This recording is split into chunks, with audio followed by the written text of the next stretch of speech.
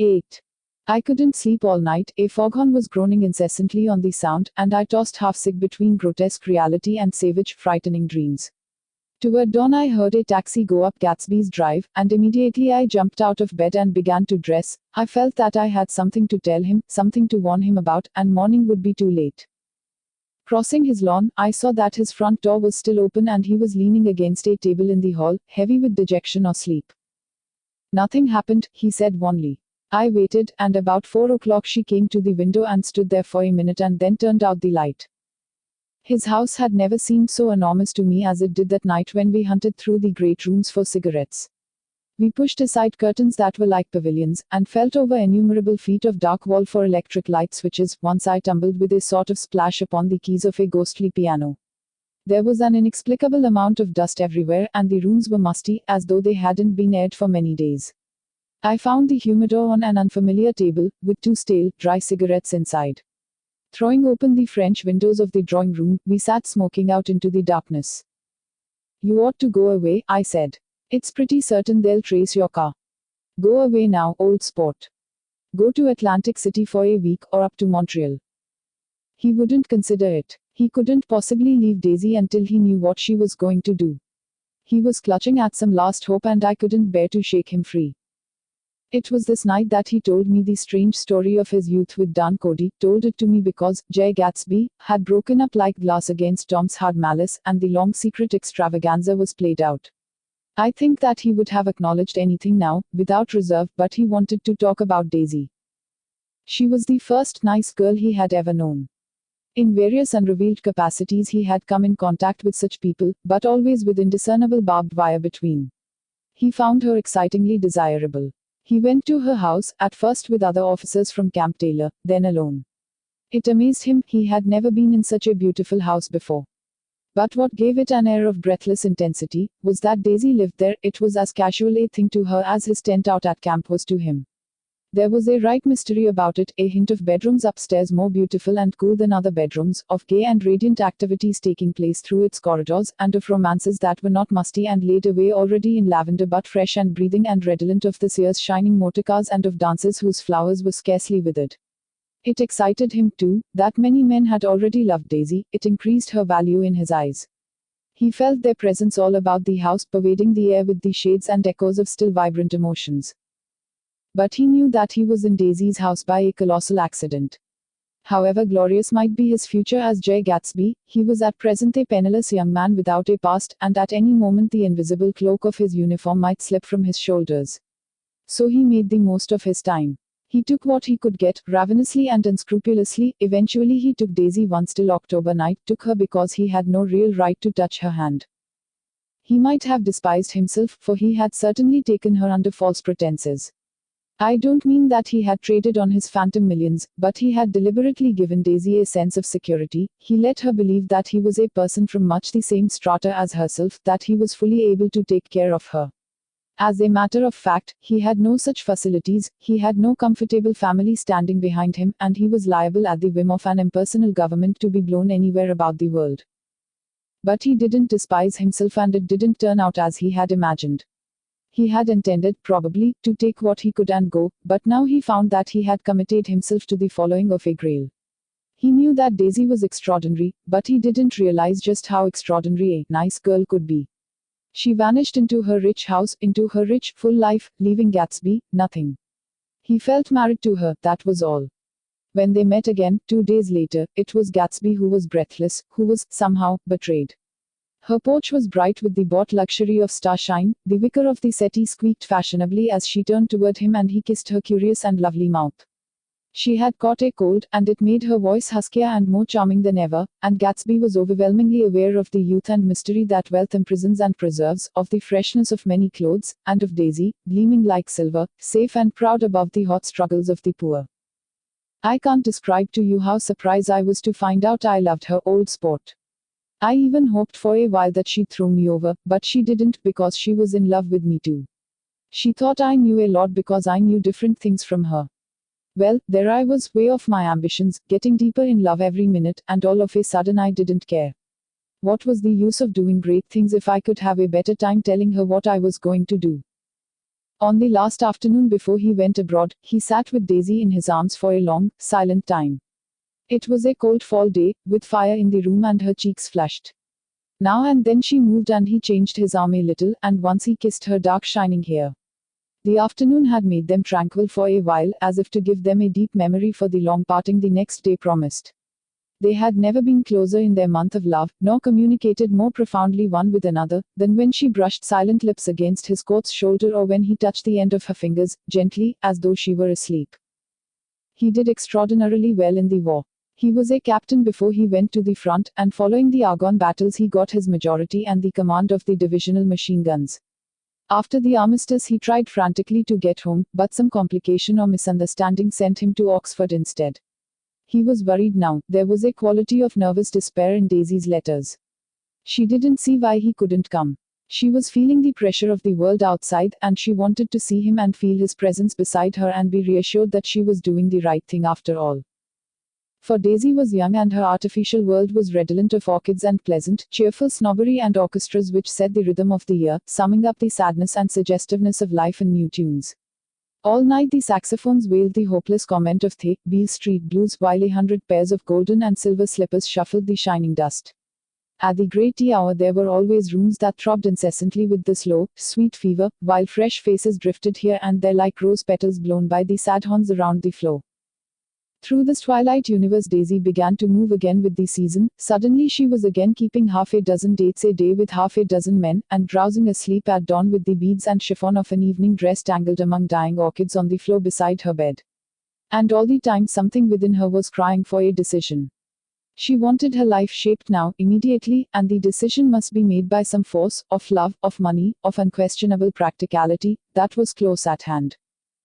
That force took shape in the middle of spring with the arrival of Tom Buchanan. There was a wholesome bulkiness about his person and his position, and Daisy was flattered.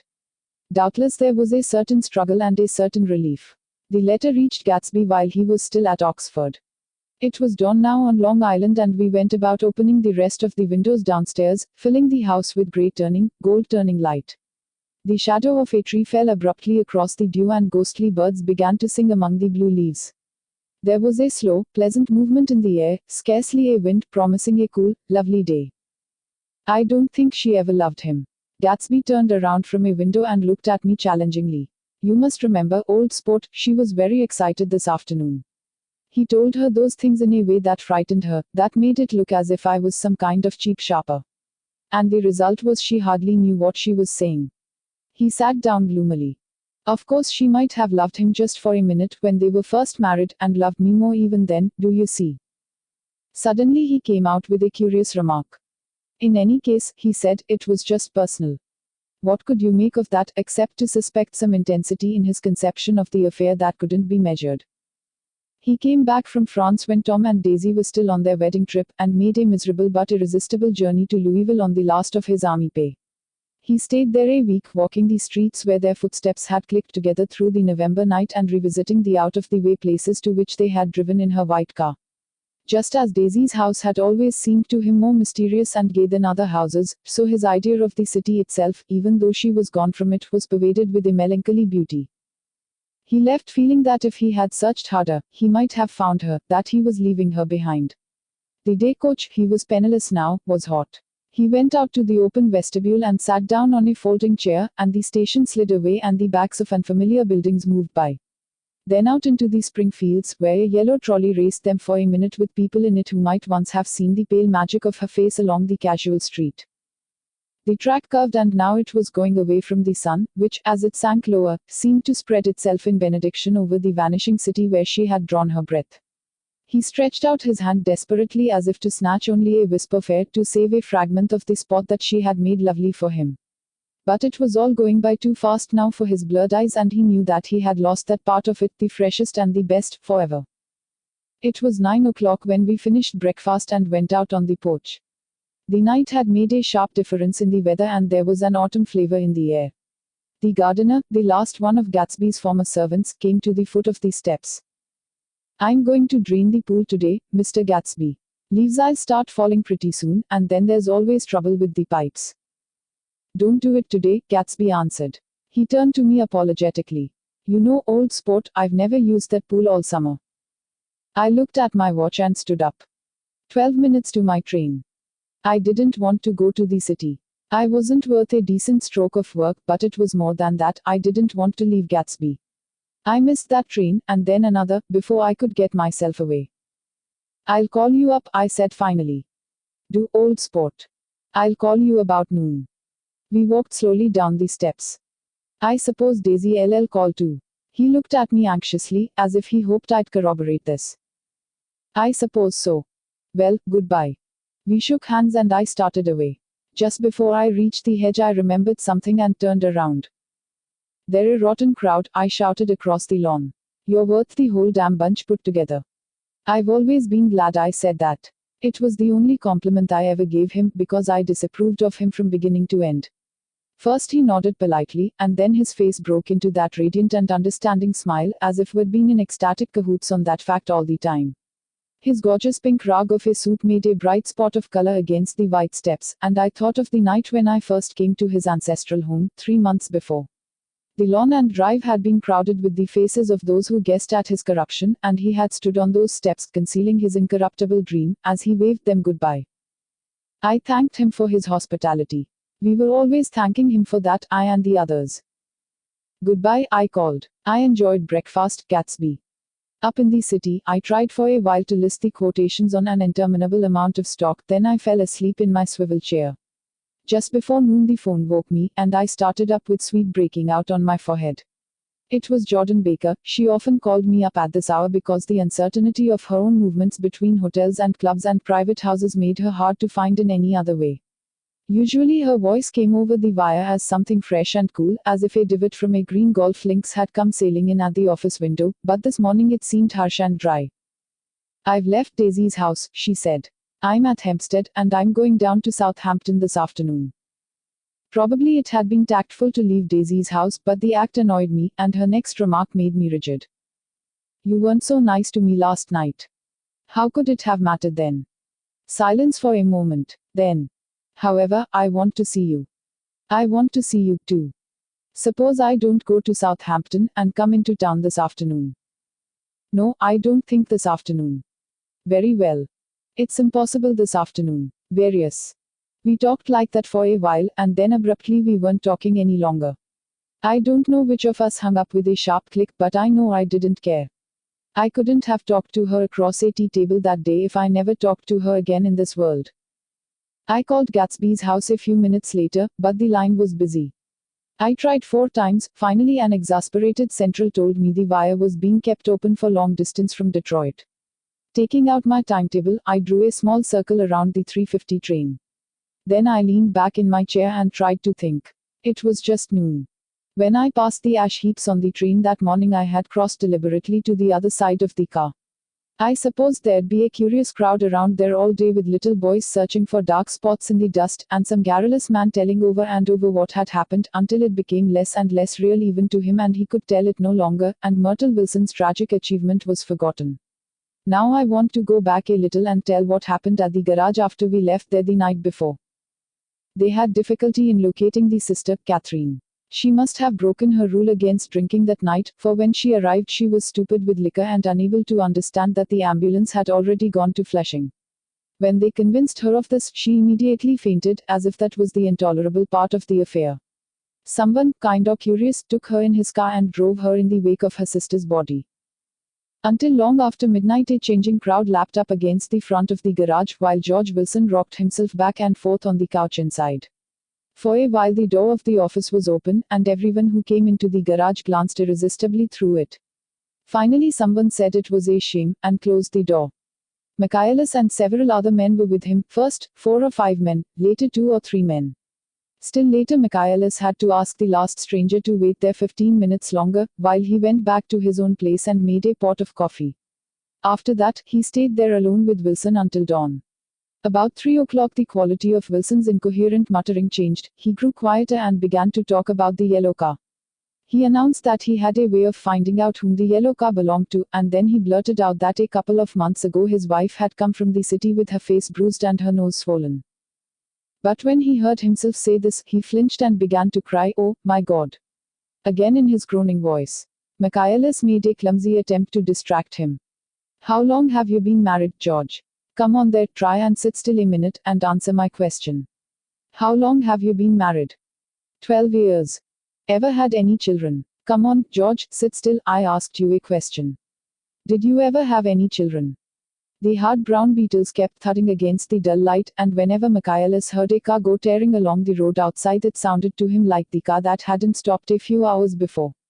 He didn't like to go into the garage because the workbench was stained where the body had been lying, so he moved uncomfortably around the office. He knew every object in it before morning, and from time to time sat down beside Wilson trying to keep him more quiet. Have you got a church you go to sometimes, George? Maybe even if you haven't been there for a long time. Maybe I could call up the church and get a priest to come over and he could talk to you. See? Don't belong to any. You ought to have a church, George, for times like this. You must have gone to church once.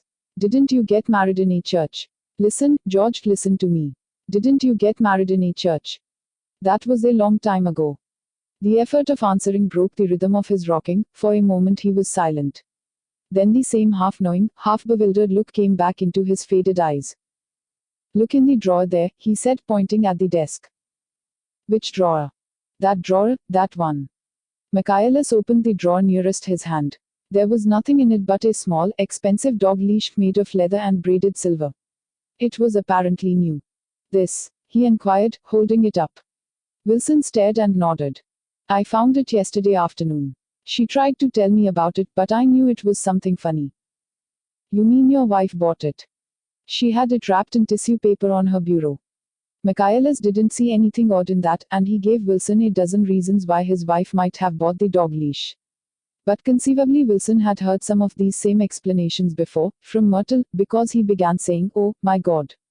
Again in a whisper, his comforter left several explanations in the air.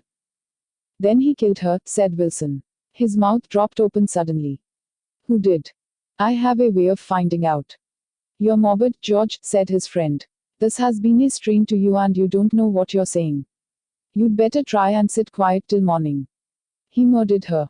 It was an accident, George. Wilson shook his head. His eyes narrowed and his mouth widened slightly with the ghost of a superior hum. I know, he said definitely. I'm one of these trusting fellas and I don't think any harm to nobody, but when I get to know a thing I know it. It was the man in that car. She ran out to speak to him and he wouldn't stop. Michaelis had seen this too, but it hadn't occurred to him that there was any special significance in it. He believed that Mrs. Wilson had been running away from her husband, rather than trying to stop any particular car. How could she have been like that? She's a deep one, said Wilson, as if that answered the question. Ah-h-h. He began to rock again, and Michaelis stood twisting the leash in his hand. Maybe you got some friend that I could telephone for, George. This was a forlorn hope. He was almost sure that Wilson had no friend, there was not enough of him for his wife. He was glad a little later when he noticed a change in the room, a blue quickening by the window, and realized that dawn wasn't far off. About 5 o'clock it was blue enough outside to snap off the light. Wilson's glazed eyes turned out to the ash heaps where small grey clouds took on fantastic shapes and scurried here and there in the faint dawn wind. I spoke to her, he muttered after a long silence. I told her she might fool me but she couldn't fool God.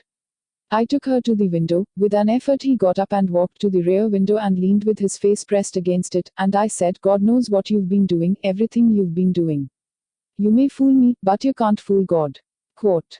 Standing behind him, Michaelis saw with a shock that he was looking at the eyes of Dr. T.J. Eckelberg, which had just emerged, pale and enormous, from the dissolving night. God sees everything, repeated Wilson. That's an advertisement, Michaelis assured him. Something made him turn away from the window and look back into the room. But Wilson stood there a long time, his face close to the window pane, nodding into the twilight. By 6 o'clock Michaelis was worn out, and grateful for the sound of a car stopping outside.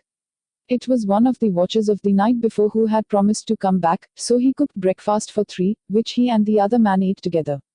Wilson was quieter now, and Michaelis went home to sleep. When he awoke 4 hours later and hurried back to the garage, Wilson was gone. His movements, he was on foot all the time, were afterward traced to Port Roosevelt and then to Gads Hill, where he bought a sandwich that he didn't eat, and a cup of coffee. He must have been tired and walking slowly, for he didn't reach Gads Hill until noon. Thus far there was no difficulty in accounting for his time. There were boys who had seen a man acting sort of crazy, and motorists at whom he stared oddly from the side of the road. Then for 3 hours he disappeared from view. The police, on the strength of what he said to Michaelis, that he had a way of finding out, supposed that he spent that time going from garage to garage thereabout, inquiring for a yellow car. On the other hand, no garage man who had seen him ever came forward, and perhaps he had an easier, surer way of finding out what he wanted to know. By 2:30 he was in West Egg, where he asked someone the way to Gatsby's house. So by that time he knew Gatsby's name. At 2 o'clock Gatsby put on his bathing suit and left word with the butler that if anyone phoned, word was to be brought to him at the pool. He stopped at the garage for a pneumatic mattress that had amused his guests during the summer, and the chauffeur helped him to pump it up. Then he gave instructions that the open car wasn't to be taken out under any circumstances, and this was strange because the front right fender needed repair. Gatsby shouldered the mattress and started for the pool. Once he stopped and shifted it a little, and the chauffeur asked him if he needed help, but he shook his head and in a moment disappeared among the yellowing trees. No telephone message arrived, but the butler went without his sleep and waited for it until 4 o'clock, until long after there was anyone to give it to if it came. I have an idea that Gatsby himself didn't believe it would come, and perhaps he no longer cared.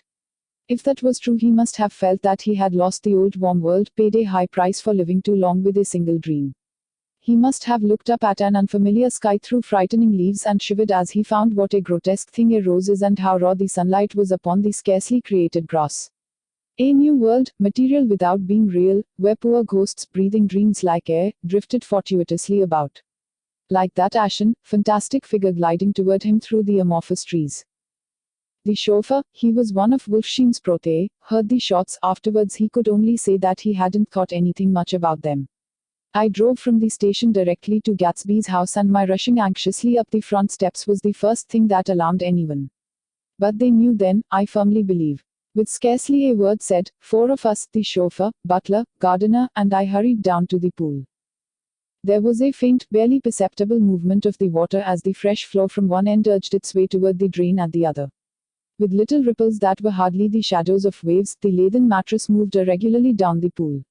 A small gust of wind that scarcely corrugated the surface was enough to disturb its accidental course with its accidental burden. The touch of a cluster of leaves revolved it slowly, tracing, like the leg of transit, a thin red circle in the water. It was after we started with Gatsby toward the house that the gardener saw Wilson's body a little way off in the grass, and the Holocaust was complete.